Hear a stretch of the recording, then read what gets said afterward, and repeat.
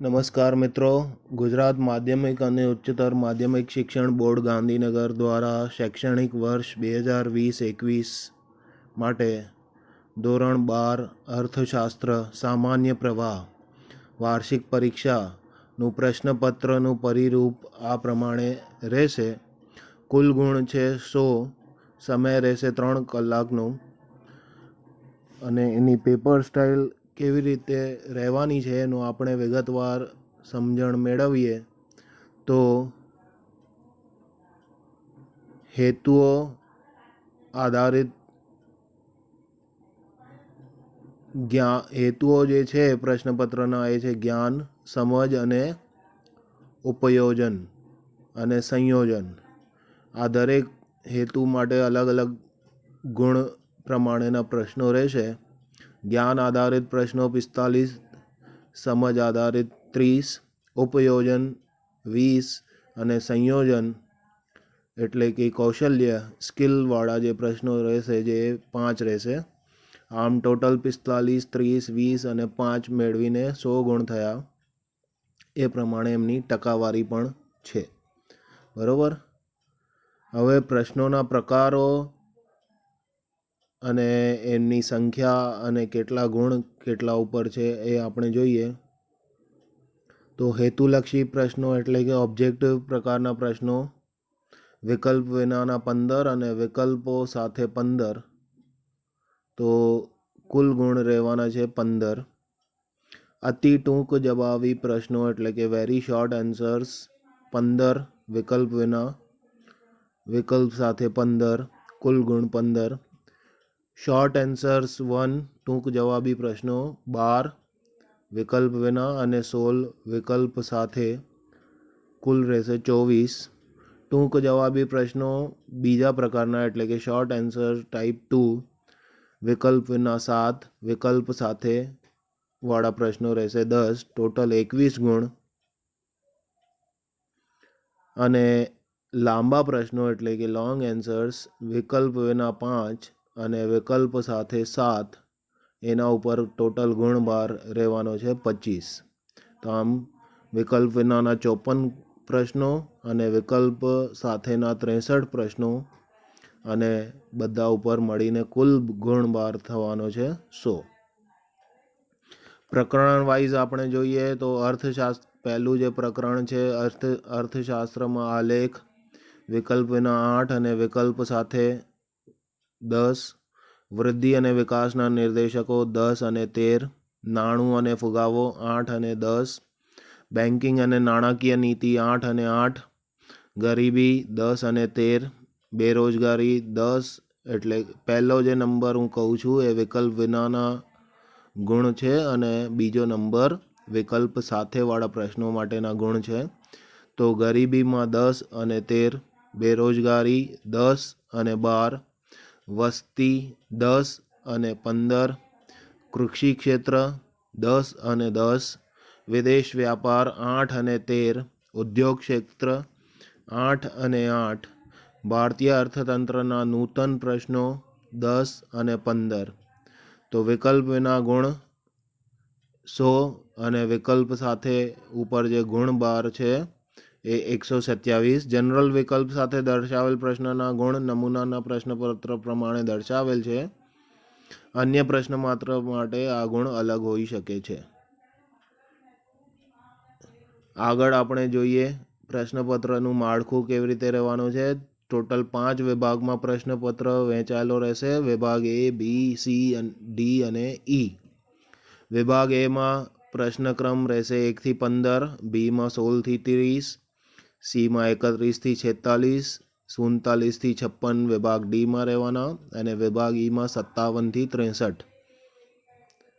પછી આપણે વિભાગ એમાં વિગતવાર જોઈએ તો દરેકનો 1 ગુણ, 1 થી 15 હેતુલક્ષી પ્રકારના પ્રશ્નો આપેલા છે. આપેલા વિકલ્પોમાંથી યોગ્ય વિકલ્પ પસંદ કરીને ઉત્તર લખવાનું છે. 15 પ્રશ્નો રહેશે, દરેક પર 1 ગુણ એટલે ટોટલ 15 ગુણ. વિભાગ બી જે 16 થી 30 નંબરના પ્રશ્નોનો છે એમાં નીચે આપેલ 16 થી 30 પ્રશ્નોના ઉત્તરો 1-2 વાક્યમાં આપવાના છે. દરેકનો 1 ગુણ. એવા 15 પ્રશ્નો એટલે 15 ગુણ ટોટલ વિભાગ બી માટે ફાળવેલા રહેશે. વિભાગ સીમાં 31થી 46 નંબરના પ્રશ્નો, 31થી 46 સુધી 16 પ્રશ્નોમાંથી કોઈ પણ 12 પ્રશ્નોના ઉત્તર લખવાનો છે અને એક પ્રશ્નનો ગુણ રહેશે 2 એટલે 12 પ્રશ્નો એટલે 24 ટોટલ ગુણ 12 વિભાગ સી માટે ફાળવેલો છે. વિભાગ ડીમાં પ્રશ્ન ક્રમાંક 47થી 56 સુધીના 10 પ્રશ્નોમાંથી કોઈ પણ 7 પ્રશ્નોના ઉત્તરો લખવાના છે અને દરેક માટે ગુણ છે 3. તો 7 પ્રશ્નો અને એકનો ગુણ 3 એટલે 7 તરી 21 માર્ક્સ સાથે વિભાગ ડી આપણે અટેન્ડ કરવાનું છે. વિભાગ ઈ જે લાંબા જવાબો આપવાના છે એમાં 57થી 63 એટલે કુલ 7 પ્રશ્નો રહેવાના છે અને એમાંથી કોઈ પણ 5ના આપણે સવિસ્તાર ઉત્તર લખવાના છે. દરેક માટે 5 ગુણ ફાળવેલા છે એટલે 5 પ્રશ્નોના જવાબ આપણે લખવાના છે. 5 ગુણનો એક પ્રશ્ન એટલે ટોટલ 25 માર્ક આ વિભાગ ઈ માટે છે. વિભાગ ઈમાં પ્રશ્ન ક્રમાંક 63 આકૃતિ અને તેના વિશ્લેષણને લગતો પૂછવાનો રહેશે, જેમાં સમય આધારિત રેખાકૃતિ, સાદી સ્તંભાકૃતિ, પાસેની સ્તંભાકૃતિ કે વિભાજિત સ્તંભાકૃતિમાંથી પૂછવાનો રહેશે. આ પ્રશ્નમાં દ્રષ્ટિહીન વિદ્યાર્થીઓએ માત્ર સમજૂતી આપવી એટલે કે વિશ્લેષણ કરવું તેવી સ્પષ્ટ નોંધ પ્રશ્ન ક્રમાંક 63માં કરવાની રહેશે. આપણે અહીં નોંધીએ કે ગુજરાત માધ્યમિક અને ઉચ્ચતર માધ્યમિક શિક્ષણ બોર્ડ દ્વારા શૈક્ષણિક વર્ષ 2020-21 માટે અભ્યાસક્રમના રદ કરેલ પ્રકરણ મુદ્દાઓમાંથી પ્રશ્નો પૂછવાના રહેશે નહીં. તો મિત્રો, આ તો ધોરણ 12 અર્થશાસ્ત્ર વિષય નંબર 022 સામાન્ય પ્રવાહ માટેનું પ્રશ્નપત્રનું માળખું. આભાર. નમસ્કાર મિત્રો, ગુજરાત માધ્યમિક અને ઉચ્ચતર માધ્યમિક શિક્ષણ બોર્ડ ગાંધીનગર દ્વારા શૈક્ષણિક વર્ષ 2020-21 માટે ધોરણ 12 અર્થશાસ્ત્ર સામાન્ય પ્રવાહ વાર્ષિક પરીક્ષાનું પ્રશ્નપત્રનું પરિરૂપ આ પ્રમાણે રહેશે. કુલ ગુણ છે 100, સમય રહેશે 3 કલાકનો અને એની પેપર સ્ટાઇલ કેવી રીતે રહેવાની છે એનું આપણે વિગતવાર સમજણ મેળવીએ તો હેતુઓ આધારિત હેતુઓ જે છે પ્રશ્નપત્રના એ છે જ્ઞાન, સમજ અને ઉપયોજન અને સંયોજન. આ દરેક હેતુ માટે અલગ અલગ ગુણ પ્રમાણેના પ્રશ્નો રહેશે.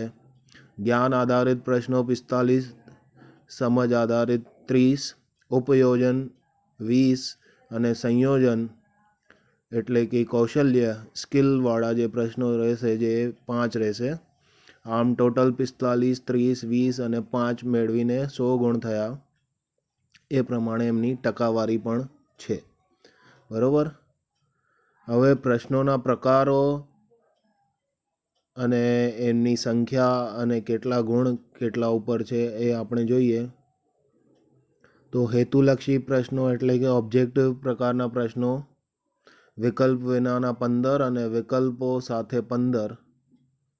તો કુલ ગુણ રહેવાના છે 15. અતિ ટૂંક જવાબી પ્રશ્નો એટલે કે વેરી શોર્ટ આન્સર્સ 15, વિકલ્પ વિના, વિકલ્પ સાથે 15, કુલ ગુણ 15. શોર્ટ આન્સર્સ 1, ટૂંક જવાબી પ્રશ્નો 12, વિકલ્પ વિના અને 16 વિકલ્પ સાથે, કુલ રહેશે 24. ટૂંક જવાબી પ્રશ્નો બીજા પ્રકારના એટલે કે શોર્ટ આન્સર ટાઈપ 2, વિકલ્પ વિના 7, વિકલ્પ સાથે વાળા પ્રશ્નો રહેશે 10, ટોટલ 21 ગુણ. અને લાંબા પ્રશ્નો એટલે કે લોંગ આન્સર્સ વિકલ્પ વિના 5 અને વિકલ્પ સાથે 7, એના ઉપર ટોટલ ગુણ બાર રહેવાનો છે 25. તો આમ વિકલ્પ વિનાના 54 પ્રશ્નો અને વિકલ્પ સાથેના 63 પ્રશ્નો અને બધા ઉપર મળીને કુલ ગુણ બાર થવાનો છે 100. પ્રકરણ વાઇઝ આપણે જોઈએ તો અર્થશાસ્ત્ર પહેલું જે પ્રકરણ છે અર્થશાસ્ત્રમાં આલેખ, વિકલ્પ વિના 8 અને વિકલ્પ સાથે 10, વૃદ્ધિ અને વિકાસના નિર્દેશકો 10 અને 13, નાણું અને ફુગાવો 8 અને 10, બેન્કિંગ અને નાણાકીય નીતિ 8 અને 8, ગરીબી 10 અને 13, બેરોજગારી 10. એટલે પહેલો જે નંબર હું કહું છું એ વિકલ્પ વિનાના ગુણ છે અને બીજો નંબર વિકલ્પ સાથેવાળા પ્રશ્નો માટેના ગુણ છે. તો ગરીબીમાં 10 અને 13, બેરોજગારી 10 અને 12, વસ્તી 10 અને 15, કૃષિ ક્ષેત્ર 10 અને 10, વિદેશ વ્યાપાર 8 અને 13, ઉદ્યોગ ક્ષેત્ર 8 અને 8, ભારતીય અર્થતંત્રના નૂતન પ્રશ્નો 10 અને 15. તો વિકલ્પ વિના ગુણ 100 અને વિકલ્પ સાથે ઉપર જે ગુણ બાર છે એ 127. જનરલ વિકલ્પ સાથે દર્શાવેલ પ્રશ્નના ગુણ નમૂનાના પ્રશ્નપત્ર પ્રમાણે દર્શાવેલ છે. અન્ય પ્રશ્ન માત્ર માટે આ ગુણ અલગ હોઈ શકે છે. આગળ આપણે જોઈએ પ્રશ્નપત્રનું માળખું કેવી રીતે રહેવાનું છે. ટોટલ 5 વિભાગમાં પ્રશ્નપત્ર વહેંચાયેલો રહેશે. વિભાગ A, B, C, D અને E. વિભાગ એમાં પ્રશ્નક્રમ રહેશે 1 થી 15, બીમાં 16 થી 30, સીમાં 31 થી 46, 47 થી 56 વિભાગ ડીમાં રહેવાના અને વિભાગ ઈમાં 57 થી 63.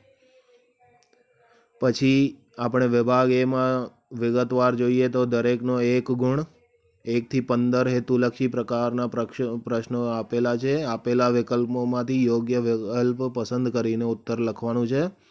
15 પ્રશ્નો રહેશે, દરેક પર 1 ગુણ એટલે ટોટલ 15 ગુણ. વિભાગ બી જે 16 થી 30 નંબરના પ્રશ્નોનો છે એમાં નીચે આપેલ 16 થી 30 પ્રશ્નોના ઉત્તરો 1-2 વાક્યમાં આપવાના છે. દરેકનો 1 ગુણ, એવા 15 પ્રશ્નો એટલે 15 ગુણ ટોટલ વિભાગ બી માટે ફાળવેલા રહેશે. વિભાગ સીમાં 31 થી 46 નંબરના પ્રશ્નો, 31 થી 46 સુધી 16 પ્રશ્નોમાંથી કોઈ પણ 12 પ્રશ્નોના ઉત્તર લખવાનો છે અને એક પ્રશ્નનો ગુણ રહેશે 2 એટલે 12 પ્રશ્નો એટલે 24 ટોટલ ગુણ 12 વિભાગ સી માટે ફાળવેલો છે. વિભાગ ડીમાં પ્રશ્ન ક્રમાંક 47 થી 56 સુધીના 10 પ્રશ્નોમાંથી કોઈ પણ 7 પ્રશ્નોના ઉત્તરો લખવાના છે અને દરેક માટે ગુણ છે 3. તો 7 પ્રશ્નો અને 1નો ગુણ 3 એટલે 7 તરી 21 માર્ક્સ સાથે વિભાગ ડી આપણે અટેન્ડ કરવાનું છે. વિભાગ ઈ જે લાંબા જવાબો આપવાના છે એમાં 57 થી 63 એટલે કુલ 7 પ્રશ્નો રહેવાના છે અને એમાંથી કોઈ પણ 5ના આપણે સવિસ્તાર ઉત્તર લખવાના છે. દરેક માટે 5 ગુણ ફાળવેલા છે એટલે 5 પ્રશ્નોના જવાબ આપણે લખવાના છે. 5 ગુણનો એક પ્રશ્ન એટલે ટોટલ 25 માર્ક આ વિભાગ ઈ માટે છે. વિભાગ ઈમાં પ્રશ્ન ક્રમાંક 63 આકૃતિ અને તેના વિશ્લેષણને લગતો પૂછવાનો રહેશે, જેમાં સમય આધારિત રેખાકૃતિ, સાદી સ્તંભાકૃતિ, પાસેની સ્તંભાકૃતિ કે વિભાજિત સ્તંભાકૃતિમાંથી પૂછવાનો રહેશે. આ પ્રશ્નમાં દ્રષ્ટિહીન વિદ્યાર્થીઓએ માત્ર સમજૂતી આપવી એટલે કે વિશ્લેષણ કરવું તેવી સ્પષ્ટ નોંધ પ્રશ્ન ક્રમાંક 63માં કરવાની રહેશે. આપણે અહીં નોંધીએ કે ગુજરાત માધ્યમિક અને ઉચ્ચતર માધ્યમિક શિક્ષણ બોર્ડ દ્વારા શૈક્ષણિક વર્ષ 2020-21 માટે અભ્યાસક્રમના રદ કરેલા પ્રકરણ મુદ્દાઓમાંથી પ્રશ્નો પૂછવાના રહેશે નહીં.